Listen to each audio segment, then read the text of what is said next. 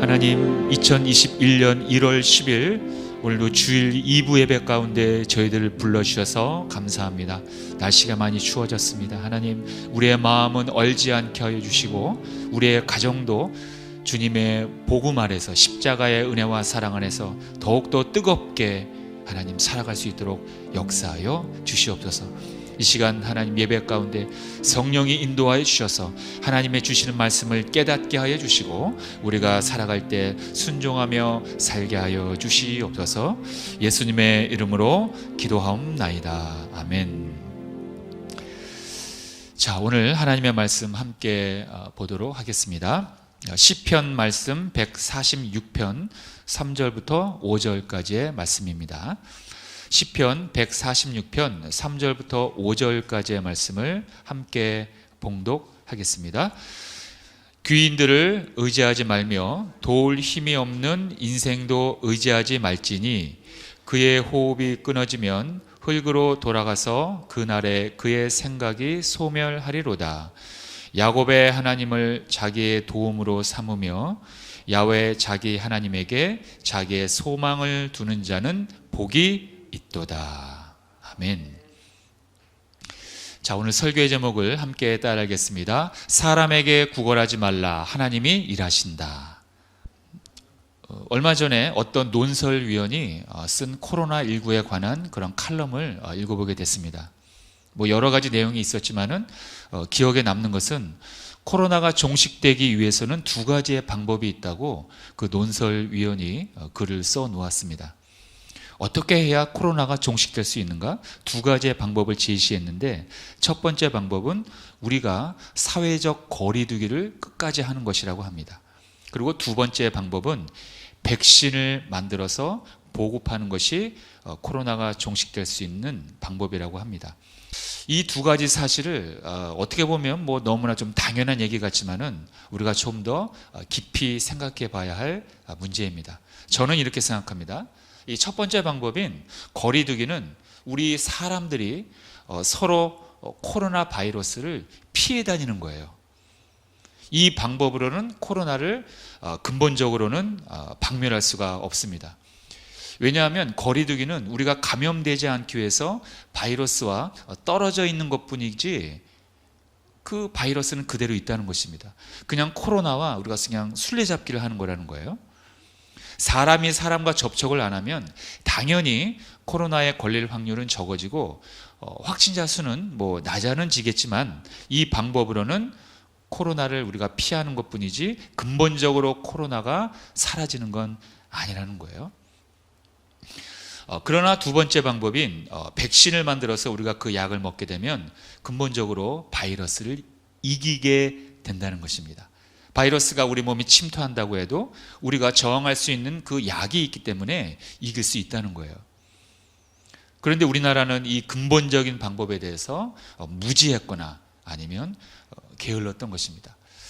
물론 전문가들은 이미 알고 있었겠지만 이것이 실제로 실행되기 위해서는 정부와의 협력이 필요했기 때문에 그 점에서 우리가 다른 나라에 비해서 조금 뒤처지고 있는 것입니다. 그런데 저는 이 현상을 통해서 깨달은 그런 중요한 영적 진리가 있었습니다. 우리 인간의 죄의 문제도 바로 이 현상과 똑같다는 겁니다. 우리가 선한 인간이 되기 위해서 아무리 도덕적으로 살고 교육을 받는다고 해도 인간의 근본적인 죄의 본능이 사라지는 건 아니라는 거예요. 그냥 우리가 죄를 짓지 않기 위해서 절제하는 것뿐입니다. 그냥 가면을 쓰고 감추인 채 그냥 살아간다는 거예요. 죄 자체를 우리가 승리한 게 아니라는 겁니다.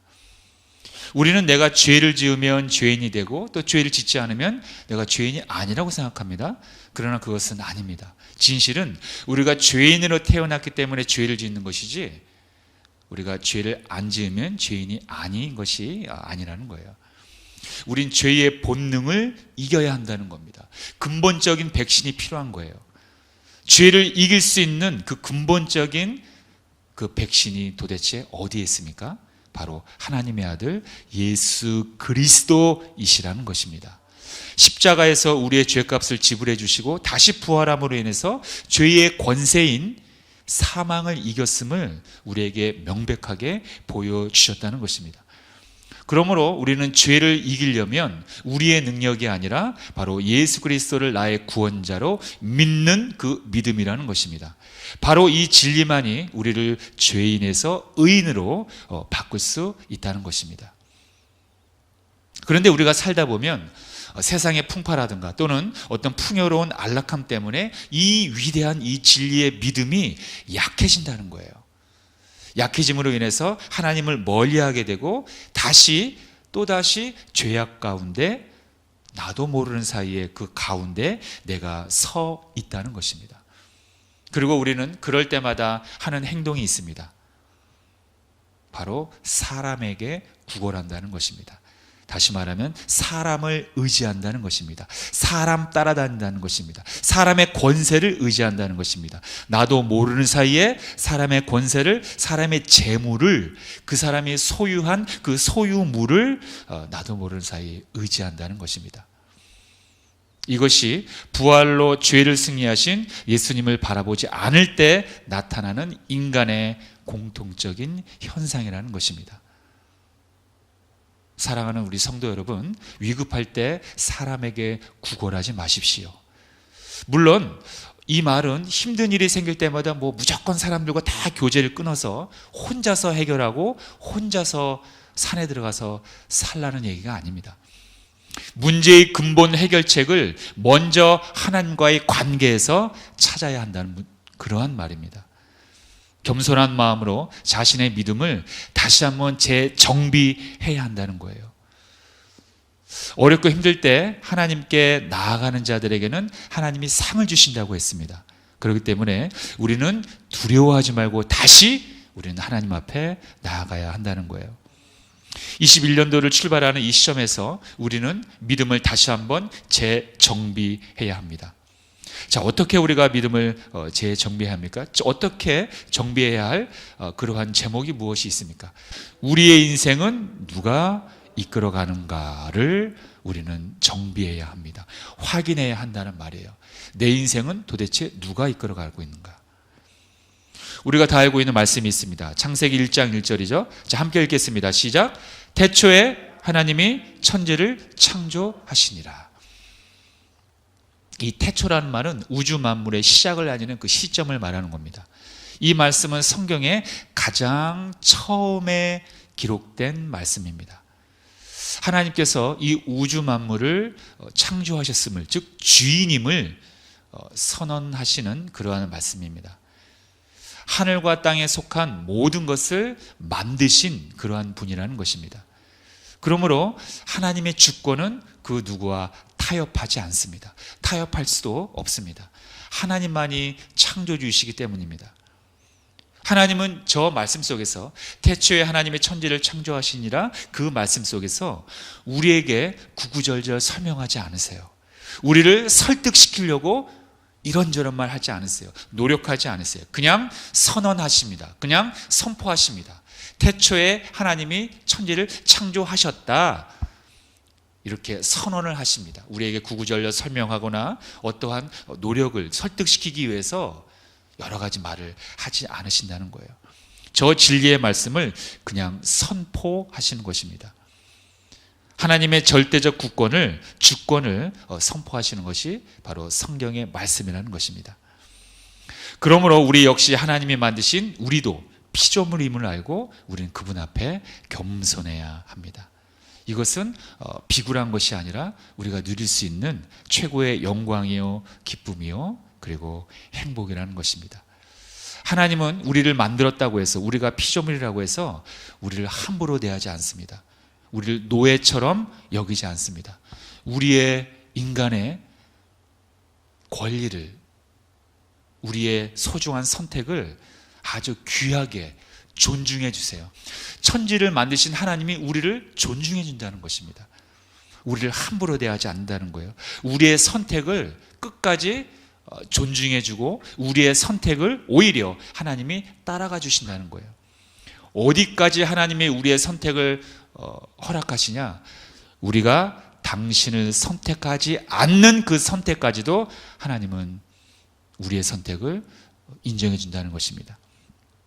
예수 그리스도를 선택하고 선택하지 않는 것을 우리 자유의지에 맡겨주셨다는 거예요. 그만큼 우리의 권리를, 우리의 선택을 소중히 여겨주신다는 것입니다. 하나님은 절대로 권위주의자가 아니에요. 세상은 하나님을 권위주의자로 몰아갑니다. 교회도 마찬가지예요. 목회자도 마찬가지예요. 온통 권위주의자로 몰아간다는 거예요. 그렇지만 그것은 실제가 아닙니다. 그것은 하나님을 대적하고 있는 인간의 그 본능의 죄악된 모습을 그대로 나타내는 것입니다. 그렇게 거짓말로 자꾸 폄하하는 것입니다. 하나님이 우리를 얼마나 존귀하게 여기시고 우리를 얼마나 생각했냐 하면 바로 우리에게 하나님의 형상 중에 영원성, 바로 영원한 생명을 우리 인간에게 부여해 주셨다는 것입니다. 우리 모두는 영원성을 갖고 태어나는 것입니다. 우리 인간은 소멸되지 않아요. 우리는 절대로 없어지지 않는 존재가 우리 인간이라는 것입니다. 단 예수 그리스도를 선택한 자들은 하나님의 나라에서 영원히 존재하는 것이고, 예수 그리스도를 선택하지 않는 불신자들은 지옥에서 영원히 존재하는 것입니다. 인간은 어쨌든 어떤 선택을 했든 영원성이 있다는 거예요. 절대로 소멸되지 않는다는 것입니다. 그것이 중요한 바로 하나님의 창조적인 모습이라는 것입니다. 하나님은 우리를 포함한 모든 우주 만물을 창조하셨기에 우리가 속한 이 시간 그리고 공간 모두 다 하나님이 주관하신다는 거예요. 지난 시간에도 얘기했지만은 우리가 하나님의 나라에 들어가서 영원히 산다고 생각했을 때 영원이 도대체 무엇이지? 시간의 연속성을 얘기하는 거구나. 그냥 오래 죽지 않고 살아가는 것을 얘기하는 거구나. 우리는 보통 그렇게 생각할 수가 있어요. 하지만 그것은 잘못된 해석입니다. 영원이라는 것은 시간의 개념이 아닙니다. 시간 밖의 개념입니다. 우리는 오로지 시간 속 안에 우리는 살고 있기 때문에 영원이라고 하면 그냥 영원한 시간, 끊어지지 않는 시간을 생각하는데 시간이란 개념이 없어집니다. 우리가 하나님의 나라와 함께 할 때는 그때는 지금과 같은 1초, 2초, 1시간, 2시간 이 태양력에 의한 이런 시간의 개념이 사라지고 없어집니다. 그냥 늘 현재만 있는 것입니다. 그것을 하나님의 시간이 영원이라고 이야기하는 것입니다. 바로 이 하나님이 시간을 만들었기 때문에 하나님은 우리의 시간, 즉 역사를 주관하신다는 것입니다. 하나님은 시간 밖에서 우리를 보시며 우리의 인생을, 즉 우리 인류의 역사를 하나님의 뜻대로 주관하신다는 것입니다. 그래서 우리 인간이 무엇이 필요하고 무엇이 모자란지를 아시기에 우리에게 늘 필요에 따라서 공급해 주시는 공급자, 그분이 바로 하나님이시라는 것입니다. 그러므로 우리는 어떻게 살아야 합니까? 하나님과 동행하며 살아야 된다는 것이에요. 그래야 우리가 필요한 것들을 다 공급받을 수 있다는 것입니다. 그렇기 때문에 우리는 물질을 의지하는 것이 아니라 물질을 주시는 분과 우리는 동행해야 한다는 것입니다. 그것이 먼저 선행되어야 한다는 것입니다. 그래서 예수님께서도 오셔서 우리에게 이렇게 말씀하십니다. 마태복음 6장 31절과 33절에 보면 우리 함께 읽을까요? 그러므로 염려하여 이르기를 무엇을 먹을까 무엇을 마실까 무엇을 입을까 하지 말라. 이는 다 이방인들이 구하는 것이라. 너희 하늘 아버지께서 이 모든 것이 너희에게 있어야 할 줄을 아시느니라. 그런즉 너희는 먼저 그의 나라와 그의 의를 구하라. 그리하면 이 모든 것을 너희에게 더하시리라. 아멘. 하나님은 우리의 필요를 이미 다 알고 계시다는 것입니다. 하나님이 우리를 만들었는데 왜 그것을 하나님께서 모르겠습니까? 길에 있는 저 하찮은 이름 없는 들풀 한 포기도 하나님이 먹이신다고 살리신다고 하셨는데 하나님의 자녀인 우리들은 오죽하겠냐 말이에요. 문제는 우리의 부족한 믿음입니다. 그런 역사를 주관하시는 하나님이 우리의 아버지가 되심에도 불구하고 우린 그저 보여지는 환경에 따라 마음이 흔들린다는 거예요. 그래서 우리는 자꾸 권력을 갖고 있는 자 또는 많이 소유한 자들 앞에 우리의 인생을 그냥 맡겨버린다는 거예요. 이 시간 잠깐 요셉의 이야기를 해보겠습니다. 요셉은 아버지 야곱의 사랑을 너무나 많이 받았기 때문에 형들에게 시기와 질투의 대상이 되고야 말았습니다. 이 시기와 질투는 정말 인간의 형상을 파괴시키는 정말 그 죄의 전형적인 모습이에요. 형들은 그 시기와 질투 때문에 동생 요셉을 어떻게 합니까? 어떻게 하긴요? 죽이기로 한 거예요. 그래서 구덩이에 빠뜨립니다. 그런데 다행히도 죽이지는 못하고 결국 노예로 팔아버립니다. 요셉이 노예로 팔려간 집은 애굽의 친위 대장 보디발이라는 사람의 집이었습니다. 이 친위 대장이라는 것은 왕 곁에 서서 왕을 보호하는 어떤 경호대 뭐 그런 것을 얘기합니다. 그런데 그 경호의 대장이에요, 이 보디발이라는 사람이. 그런데 어느 날 이 보디발의 아내가 요셉을 유혹하게 됩니다. 그런데 요셉이 이를 거부하게 되죠. 요셉의 아내, 이 보디발의 아내는 거부를 당했기 때문에 얼마나 자존심이 상했을까요? 그죠? 자기가 주인인데 하인 주제에 자기를 거부했으니 분노하게 됩니다. 보디발의 아내가. 그리고 요셉을 어떻게 합니까? 성폭행범으로 누명을 씌워서 감옥에 보내버립니다. 참 요셉은 억울하게 감옥생을 하게 되죠. 이때 요셉의 심정이 여러분 어땠을까요? 친형들에게 죽임을 당할 뻔하고 겨우 살아서 노예로 팔려왔는데 여기서도 억울한 누명으로 감옥에 들어간 그러한 인생이었어요. 요셉은 감옥 안에서 아마도 이렇게 생각하지 않았을까?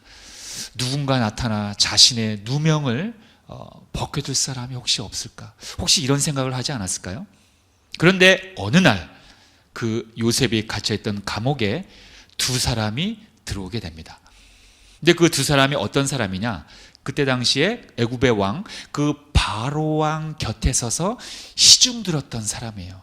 한 사람은 술을 맡은 관원장, 또 한 사람은 떡 맡은 관원장. 그러니까 바로왕 옆에서 술잔도 따라주고 또 떡도 챙겨주는 그러한 사람들이었다는 거예요. 그런데 그 술 맡은 관원장과 떡 맡은 관원장이 어느 날 그 감옥 안에서 꿈을 꾸게 됩니다. 참 희한한 꿈을 꾸게 됐어요. 그런데 요셉이 그 두 사람의 꿈을 해몽을 해주게 됩니다. 특별히 그 술 맡은 관원장에게 요셉은 꿈을 해몽해 주는데 그 꿈의 내용이 이러이러합니다. 자, 우리말 성경인데요. 제가 읽어드릴게요. 3일 안에 바로께서 관원장님을 풀어주시고 관원장님의 지위를 회복시켜 주실 것입니다. 관원장님이 전에 바로의 술 맡은 신하에 있었을 때 하던 대로 바로의 손에 잔을 올려드리게 될 것입니다. 이렇게 풀이를 꿈 해몽을 해주는 거예요. 짧게 얘기하면 당신은 3일 만에 다시 복직한다는 거예요. 다시 바로왕 곁에서 원래 했던 일, 그 술 맡은 시중을 들어서 왕 곁으로 간다고 이렇게 이야기합니다. 그런데 그 다음 절에서 요셉은 이렇게 이 술 맡은 관원장에게 부탁을 합니다. 일이 잘 풀리면 저를 기억하시겠다고 약속해 주십시오. 제게 은혜를 베풀어 바로께 제 이야기를 하셔서 저를 이 감옥에서 내보내 주십시오. 저는 히브리 땅에서 끌려왔는데 여기에서 감옥에 갇힐 만한 일은 결코 하지 않았습니다. 자, 요셉은 자신의 억울함을 이 술 맡은 관원장에게 호소하는 거예요. 나 억울하게 잡혔다 이거예요. 그러니까 당신 3일 있으면 여기서 나가서 바로왕 곁으로 가니까 나의 억울함을 얘기해서 나를 이 감옥에서 나가게 해달라고 부탁하는 것입니다. 자, 마침 그 술 맡은 관원장은 요셉의 꿈 해몽대로 3일 만에 이 감옥을 나가게 됩니다. 그리고 다시 복직을 하게 됩니다. 그런데 그 다음에 어떻게 됩니까? 그 술 맡은 관원장이 요셉의 사정을 왕에게 보고해서 억울한 누명을 풀어주고 감옥에서 나오게 됐다면 참 좋았을 텐데 성경은 어떻게 기록하고 있습니까? 이렇게 기록하고 있습니다. 술 맡은 관원장이 요셉을 기억하지 못하고 그를 어떻게 했다고요? 잊어버렸다는 거예요. 여러분, 이 모습이 바로 인간의 자상입니다. 요셉은 잠시나마 이 술 맡은 관원장을, 즉 사람을 의지했던 거예요. 사람에게 희망을 걸었던 것입니다. 사람에게 구걸했다는 거예요. 물론 하나님께서 이 술 맡은 관원장을 통해서 요셉의 억울함을 풀고 감옥에서 나오게 할 수도 있었어요. 물론 그렇게 역사할 수도 있었지만 그 방법은 하나님의 방법이 아니었습니다. 하나님의 뜻이 아니었다는 거예요. 이 상황에서는 하나님께서는 요셉이 이런 방식으로 해서 감옥에서 나오는 것이 하나님의 역사하심, 하나님의 뜻, 하나님의 길이 아니었다는 거예요.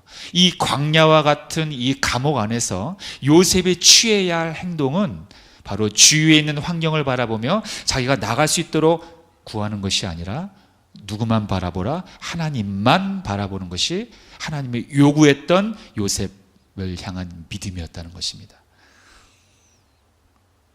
우린 하나님의 뜻을 구해야 됩니다. 그것이 가장 중요한 거예요. 하나님의 뜻대로 구할 때 하나님이 들으신다고 말씀하셨어요. 요한일서 5장 14절 볼까요?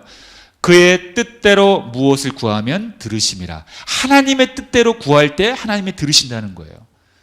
여러분들이 기도할 때 왜 기도의 응답이 없는가? 여러분들 스스로 한번 생각해 보시기 바랍니다. 이것이 과연 하나님이 원하시는 뜻인가 아닌가를 우리가 묵상을 해봐야 한다는 것입니다. 하나님께서는 요셉의 시선이 전적으로 하나님만 바라보기를 원하셨던 거예요. 그 상황에서 말이죠. 사람을 의지하지 않는 것이 요셉에게 바라셨던 믿음이었다는 거예요. 요셉의 인생을 이끌어 가시는 분은 사람이 아니라 하나님이시라는 점을 요셉에게 깨닫게 해주신 거라는 겁니다. 성경에는 아무 얘기 안 써 있지만은 요셉이 얼마나 마음이 상했을까요? 저는 그렇게 생각합니다. 요셉의 마음이 많이 좀 힘들었을 것 같아요. 자신이 꿈을 해몽을 해줘서 이 술 맡은 관원장이 3일 만에 복직을 하게 되는데, 복직을 하게 되면 왕 곁에 서 있을 텐데, 그러면 자신의 억울함을 얘기하면 자신이 잘만 하면 금방 풀려날 수 있을 거 아닙니까? 그리고 기대했을 것입니다. 오직 술 맡은 관원장에게 연락이 오기를 간절하게, 아주 간절히 바랬을 것이라는 거예요. 하지만 하나님은 이 술 맡은 관원장이 요셉을 기억하지 못하도록 했다는 거죠. 왜냐하면 하나님이 원하셨던 믿음이 그게 아니었다는 거예요. 요셉이 술 맡은 관원장을 간절히 그 연락을 기다리며 갈망했던 그 갈망함, 그 열망함이 술 맡은 관원장이 아니라 하나님을 향해 있어야 됐다는 거예요. 하나님을 향해서 그 정도의 열정으로 갈망하고 열망을 했어야 되는데 요셉은 반대로 그 사람에게 열망하고 갈망했다는 것입니다. 하나님이 원하셨던 것, 하나님이 지금 저와 여러분들에게 원하시는 우리의 이 마음의 중심이 무엇인지 우리는 알 수가 있습니다. 하나님은 우리를 요셉처럼, 요셉을 감옥이라는 광야로 몰 것처럼 때로는 우리도 광야로 몰 때가 있어요. 광야에는 사람도 없고 물질도 없습니다. 아무것도 없고 모래밖에 없습니다. 우리가 구걸할, 의지할 그러한 자원들이 전혀 없는 장소가 광야라는 것입니다. 아픈 곳입니다. 그렇지만 하나님은 그렇게 아픈 곳인 줄 알면서도 고의적으로 우리를 광야로 모신다는 거예요. 자꾸 우리가 하나님을 의지하지 않고 사람에게 구걸을 하니까 아예 사람이 없는 곳, 그런 자원들이 없는 곳으로 우리를 고의적으로 하나님도 마음은 아프시지만 우리를 때로는 그곳으로 인도한다는 것입니다. 왜? 이제는 사람을 움직이는, 이 역사를 움직이는 나를 바라보라는 하나님의 선한 의도가 있다는 것입니다. 사람에게 구걸하면 일이 잘 될 것 같지만, 사람 따라다니면 잘 풀릴 것 같지만, 실은 그 사람을 움직이는 힘이 어디서 나옵니까? 이 만물을 움직이는 힘, 역사를 운행하는 힘, 다시 말하면 우리의 인생을 이끌어 가시는 분은 누구냐는 거예요. 바로 이 우주와 인간을 만드신 창조의 하나님이라는 것을 우리는 다시 한번 기억하시길 주님의 이름으로 축원드립니다. 자, 두 번째로 2021년도를 출발하는 이 시점에서 우리의 믿음을 어떻게 재정비해야 합니까? 바로 생명과 바꿀 수 있는 것이 무엇인가를 우리가 묵상해 봐야 합니다. 재정비해 봐야 합니다. 생각해 봐야 합니다. 다니엘 이야기를 잠깐 해보길 원합니다. 우리 여러분들은 다니엘에 관해서 잘 알고 계실 것입니다. 이 바벨론의 포로로 잡혀온 이스라엘 백성 중에 이 다니엘이라는 탁월한 지혜와 능력을 소유한 믿음의 청년이 있었습니다. 그는 마음이 민첩하여 총리들과 고관들보다 뛰어났다고 성경은 말씀하고 있습니다. 그래서 당시 왕이었던 다리오 왕은 이 다니엘을 수석 총리로 세워 전국을 다스리고자 했습니다. 그러나 주위에 있는 다른 총리들과 다른 고관들은 이 다니엘을 역시 시기하고 질투합니다. 그래서 역시 다니엘을 제거하려고 계획을 짭니다. 그리고 이 다른 총리들과 고관들은 이 다니엘 주위를 맴돌기 시작합니다. 한마디로 다니엘을 사찰하는 거예요. 예. 다니엘 주위를 맴돌면서 다니엘의 그 삶을, 그의 생활을 잘 관찰합니다. 왜 관찰했을까요? 어떤 불법이나 허점을 발견하기 위해서입니다. 그러나 그들은 다니엘에게서 어떤 불법이나 어떤 실수, 허점을 발견해내지 못하는 거예요. 어떤 불법적 행위가 있어야 그것을 트집 잡아서 왕에게 보고해서 다니엘을 제거할 텐데, 끌어내릴 텐데, 다니엘에게는 그런 허점이 없었던 거예요. 참, 그런데 이 사람의 악함은 그때나 그 옛날이나 지금이나 똑같은 것 같습니다. 요즘 그 정치인들이 하는 것처럼 그때 그 총리들과 고관들도 같은 행동을 합니다. 다름 아닌 교묘하게 법을 만들어서 죄가 없는 사람에게 죄를 만드는 것입니다. 참, 이것도 고도의 방법이에요. 그 사람들은 다니엘의 신앙을 건드리기로 한 것입니다. 하나님을 향해 항상 예배하는 다니엘을 통해 그것을 금지하는 금령, 그 법을 만든 것입니다. 급하게 말이죠. 왜? 다니엘을 잡기 위해서. 그 금령의 내용은 이렇습니다. 이제부터 30일 동안 왕이 아닌 어떤 다른 신이나 사람들에게 기도하는 사람은 누구든지 사자굴 속에 던져넣기로 한다는 것입니다. 다시 말하면 다리오 왕 외에 그 어떤 사람이나 신에게 절하거나 예배하거나 무엇을 간구하면 사형이라는 거예요. 다니엘이 날마다 하나님 앞에 예배하는 그 모습을 보고 갑자기 이렇게 입법화시킨 것입니다. 그리고 다니엘은 마침 이 조서를 보게 됩니다. 다니엘은 어떻게 했을까요? 마침 다니엘은 하나님께 예배할 시간이 됐었습니다. 그러나 다니엘은 요동하지 않고 평소 때와 마찬가지로 하루 3번씩 무릎을 꿇고 기도하며 하나님 앞에 감사의 예배를 드립니다. 성경은 이 상황을 다니엘서 6장 10절에서 이렇게 말씀하고 있습니다.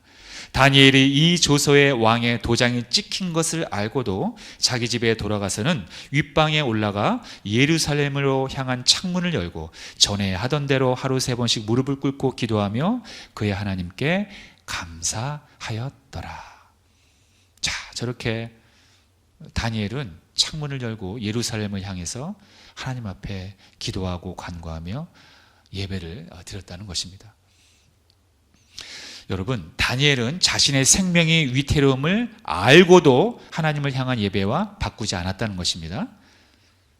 마침 기회를 노리고 있었던 고관들과 총리들은 하나님께 기도와 간구하는 다니엘의 모습을 포착하게 됩니다. 저 그림처럼 말이죠. 그럼 어떻게 했을까요? 저 사람들이 기다렸다는 듯 다리오 왕에게 쪼로록 찾아가서 이 불법의 현장을 참소합니다. 자, 이 보고를 들은 다리오 왕은 마음이 어땠을까요? 이 다리오 왕은 이 보고를 듣고 참 마음에 근심이 왔다고 성경은 말하고 있어요.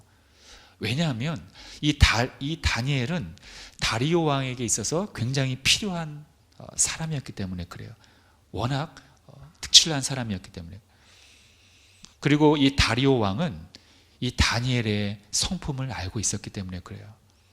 너무나 죽이기에는 아까운 사람이었다는 것입니다. 그런데 어떡합니까? 그 조서에 다리오 왕이 사인을 했다는 것입니다. 도장을 찍었다는 것입니다. 바꿀 수가 없는 것입니다.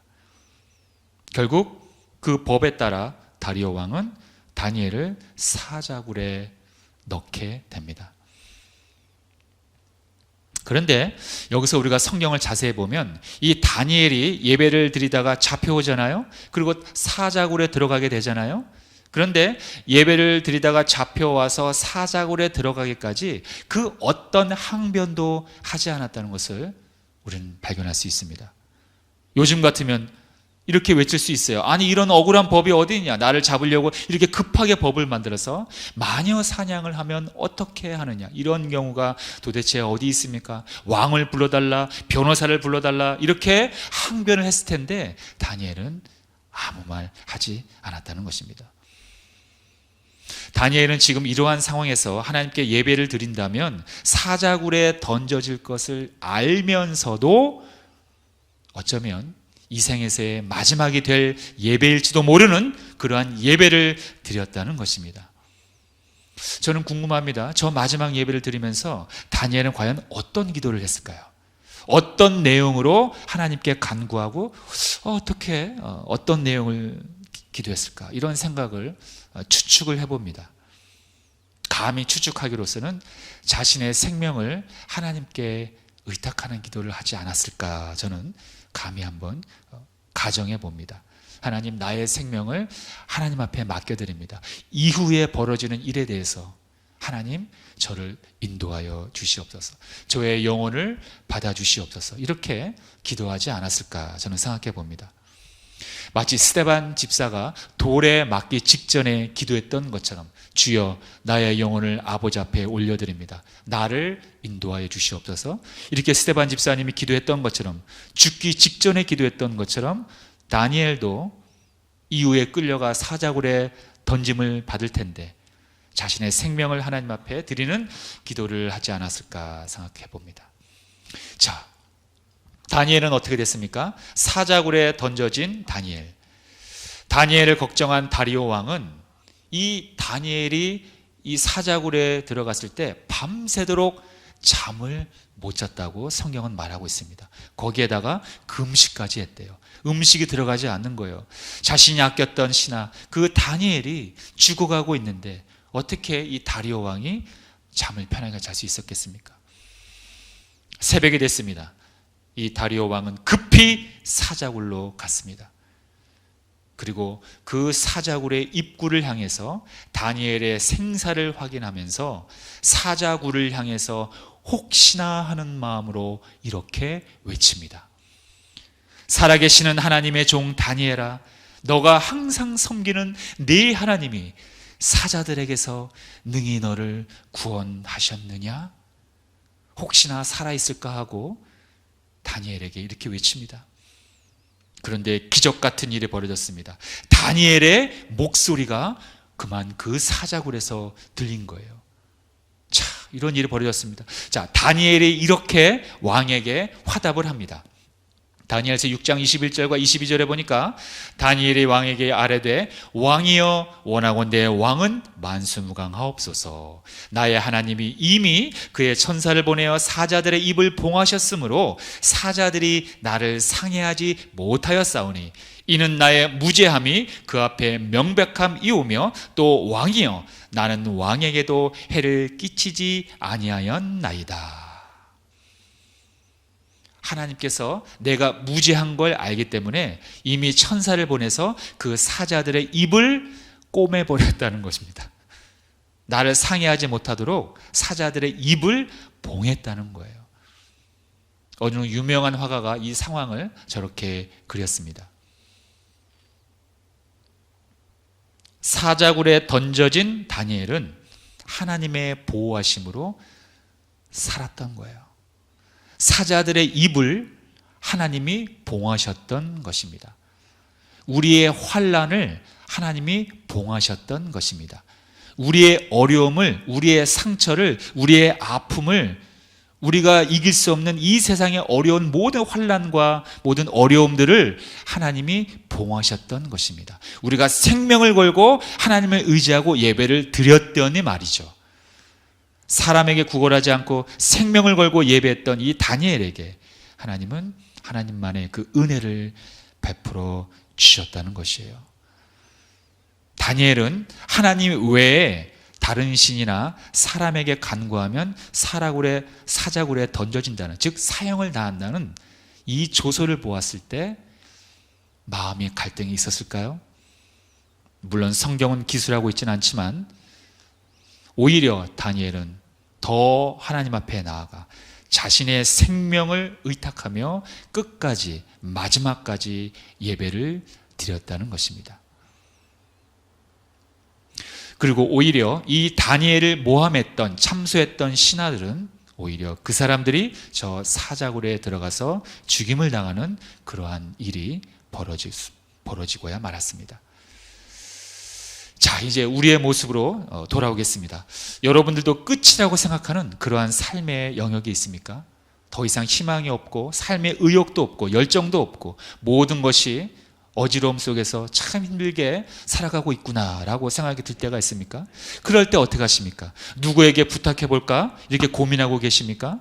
물론 하나님께서는 사람을 통해서 역사하시는 경우도 있습니다. 그러나 그렇다고 해서 우리가 무조건 사람을 먼저 찾는다면 그것은 우리의 올바른 신앙이 아니라는 것입니다. 그 사람을 움직이는, 물질을 움직이는 그런 하나님을 우리가 먼저 의지하고 바라봐야 한다는 것입니다. 그런데 아직도 많은 사람들은, 의외로 많은 그리스도인들은 사람의 권력을 따르고 그 사람이 소유한 그 재물을 의지한다는 것입니다. 그리고 그 권력과 재물을 얻기 위해서 때로는 하나님을 버리기도 한다는 것입니다. 다니엘처럼 우리가 선을 행함으로 아름다운 하나님의 위대한 유산을 받기를 바라겠습니다. 여러분, 생명과 바꿀 수 있는 것은 이 세상에 아무것도 없습니다. 생명보다 더 귀하고 소중한 것이 없기 때문입니다. 그런데 우리의 이 소중한 생명을 살리기 위해서 자신의 생명을 버리신 분이 있습니다. 그분이 바로 예수 그리스도이십니다. 그렇다면 우리는 우리의 모든 삶을 그분께는 맡길만 하지 않겠습니까? 우리를 위해서 자신의 생명을 버리신 분인데 그분에게는 우리의 모든 환난을 맡길만 하지 않겠냐는 거예요. 우리가 어려운 환경에 휘둘리며 살아갈 때 사람에게 구걸하고 사람을 의지하려는 마음이 자꾸 여러분들 마음 가운데 들어오신다면 먼저 우리를 위하여 생명을 바치신, 그리고 우리의 시간과 우리의 역사를 먼저 창조하신 창조의 하나님을 기억하시고 예배하시길 바랍니다. 그렇다면 사자굴 속에서 다니엘을 지켜주신 하나님께서, 또 요셉을 감옥에서 건져내 주신 그 하나님께서 우리의 예배를 받아주시고 여러분들을 그 환난 가운데서 반드시 건져내 주실 것입니다. 이러한 믿음을 통해서 2021년도를 여러분 넉넉히 승리하시며 살아가는 우리 신동탄교회 모든 성도님들 되기를 주님의 이름으로 축원합니다. 기도하겠습니다. 살아계신 하나님 아버지, 왕 되신 하나님 아버지, 나의 왕이신 하나님 아버지, 또 이 세상의 왕이신 하나님 아버지, 우리를 인도하여 주시옵소서. 우리가 살아갈 때 너무나 어려운 일들, 마음 아픈 일들, 또 눌려있는 일들이 때로는 우리를 사막 가운데로, 광야 가운데로 인도할 때가 있습니다. 그러나 그러한 시간이 우리에게 다가올 때마다 먼저 나를 만드시고 시간을 만드시고 이 역사를 주관하시는 창조의 하나님을 기억하고 하나님 앞에 나아가 기도하고 간구하며 예배하는 우리 모두가 되게 하여 주시옵소서. 2021년도는 먼저 하나님께 예배하는 우리 모두가 되길 원합니다. 그 예배 가운데 살아있는 하나님을 우리가 경험하길 원합니다.